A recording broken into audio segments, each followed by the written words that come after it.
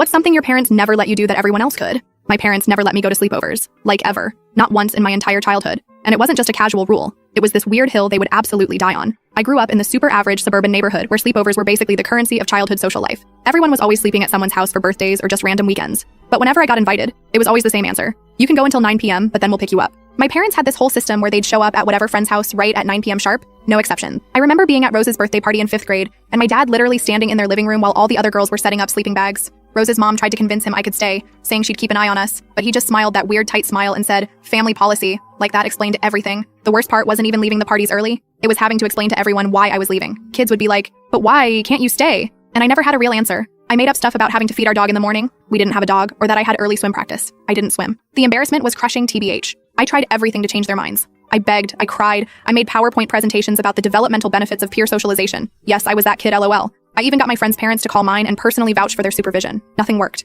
By middle school, the invites started drying up. Why bother inviting the girl who always has to leave? I'd see Instagram stories of my friends all having breakfast together the next morning and it just hurt. I started making up excuses to not go to parties at all because leaving early felt worse than not being there. My parents weren't even super strict about other things. I could watch PG-13 movies. I had a reasonable curfew for regular hangouts. They let me wear what I wanted. It was just sleepovers they were weird about. When I was 16, I finally broke down during a massive fight about it. I was sobbing, asking why they were deliberately making me an outcast, when my mom got really quiet. She sat down and told me that when she was 12, she went to a sleepover at her friend Kathy's house. Kathy's older brother and his friend had been drinking, and they came into the room where the girls were sleeping. Nothing happened to my mom specifically, but one of the other girls wasn't so lucky. My mom had carried this guilt for decades, that she couldn't help her friend, that she didn't wake up, that she didn't tell anyone until years later. She said she'd made a promise to herself that her daughter would never be in a vulnerable position like that. I didn't know what to say. Part of me understood, but another part was still so angry that her trauma had become my social burden. I never got to just be a normal kid because she was protecting me from something that might happen. When I was 23, I finally had a real conversation with both my parents about it. I told them I understood they were trying to protect me, but that their fear had isolated me in ways that actually made me more vulnerable later on. I didn't know how to navigate certain social situations because I'd been sheltered from them. My dad started crying, which I had seen maybe twice in my life. He admitted they probably took it too far,